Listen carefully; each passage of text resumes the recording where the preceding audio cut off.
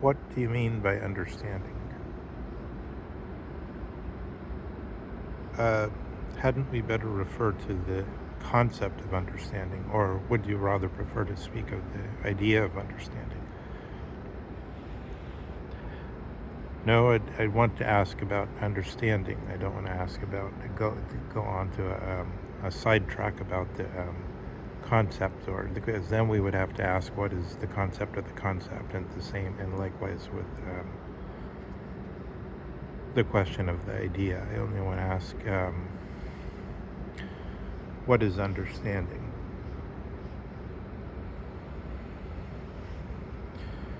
Oh, so you want to know about the definition of understanding? No, I don't want to know about the. Excuse me, I don't want to know about the definition of understanding. This again, then I'd want to know already the definition of definition, and what the most logical type of definition is, and what the other varieties are. Instead, that would take us away from the question of how we're to understand understanding. Well, then, okay, but where do we first hear about understanding? We've already heard about it.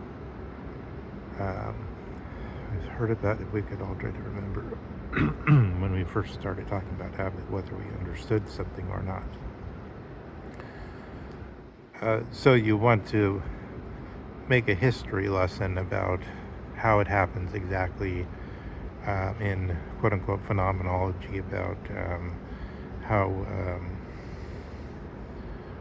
one comes upon, as it were, chronologically, earlier in one's life, how one first came upon the understanding, and maybe to say something about how this relates to a theory of culture, or to the anthropology of the post-Boas and Malinowski anthropology that's currently in power.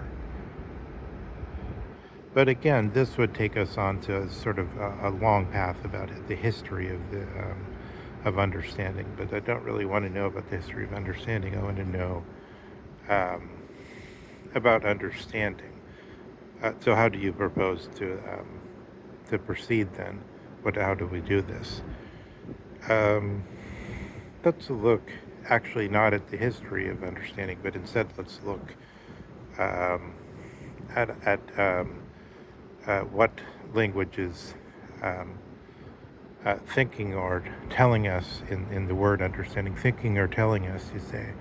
So you want us to understand according to a book written more than 2,000 years ago by Plato, what some characters in the book said about in the dialogue called the Sophist, according to how it's come down to us, of course,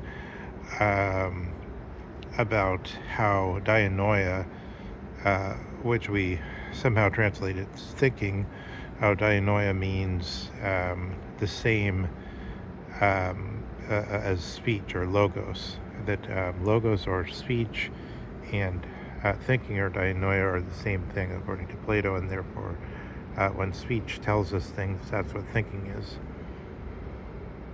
No, I wouldn't go into all of that.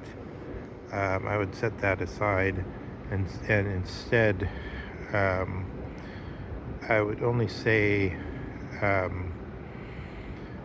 that thinking, if we were to ask this question of understanding from the lens of thinking about understanding, we might have to say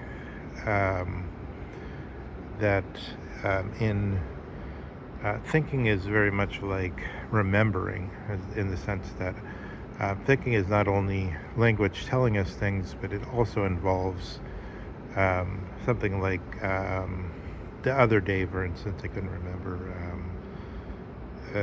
the French phrase, or French phrase used in English.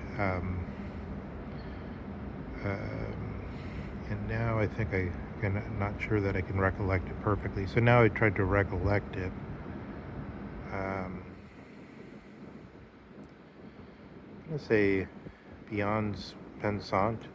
I want to say the phrase that means right thinking or orthodox in a depreciatory way. This is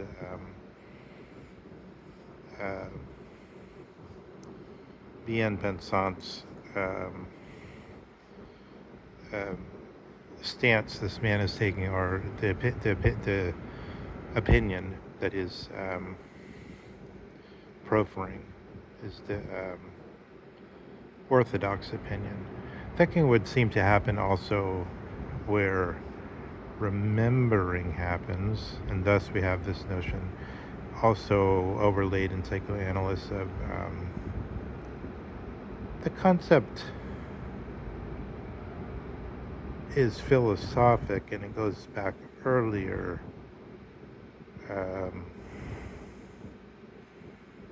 into the sparkle at the heart of the diamond, at the core of Prussia, of apperception, or full realization of a perception as against perception.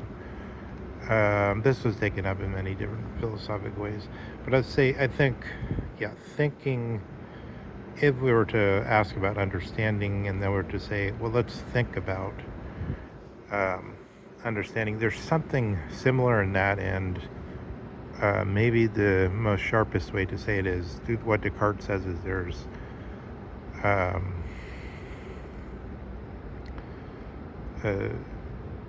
thinking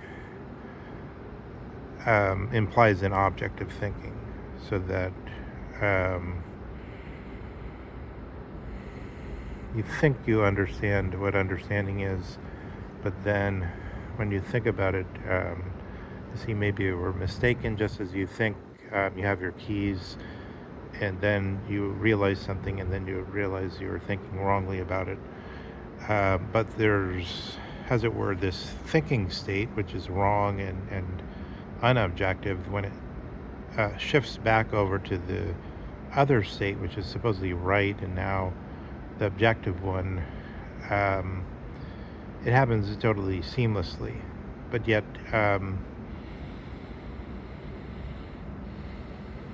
thinking becomes somehow connected to all kinds of questions. But should we take up do we understand the question of thinking actually? Do we even understand the question Heidegger was raising, was heißt denken, in connection to this notion that the human being is reputedly, from this more than 2,000 years, been understood as the one who thinks. But then in Plato, the interpretation was this dianoia logos, so that the language tells us things. What does the language of understanding tell us?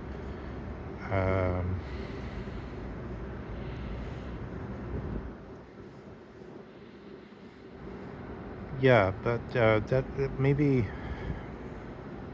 do we understand what we're saying there? By what understanding apparently can be given different levels of strictness. One of the reasons people like Heidegger is because he seems to be in strict and exact thinking. He's such a master. I think he's equaled, which suggests there's a plateau of doing it accurately, but it is not surpassed. So there's, and then one wonders in cases like Simmel, and so Simmel maybe only equal in exact reasoning as Heidegger, or is he actually somehow even more acute? Maybe it's difficult. That's one of those things of the tall peaks, which they're both better than everyone else. But okay, so without getting to the core of this question of understanding and what it is, well, let me just end it this way. But we could be asking the question of understanding about its essence, so that it's a what is it question. But this would seem to be a presupposition in some way. And ultimately, this question of what is understanding has to do with the question of whether there can be a presuppositionless science. Because if we know what we mean by understanding in some rough way, and then knowledge and understanding must go together for there to be something like what we're calling science, then the the measure or the how should it be the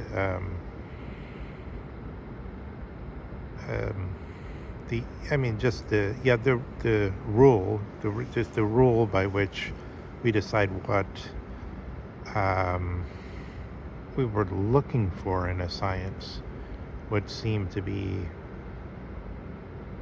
already prefigured, and then you just ask about this: of what is understanding, what is knowledge, what is science, and it was waiting to be asked and answered in a certain way. This is what, in the way, Heidegger wants to cast off, because it's saying this is how the technological essence attempts to solve the difficulties of Plato. I said, that we have this so-called ontic way of approaching the what is, and listening to how language talks to us about it. But we could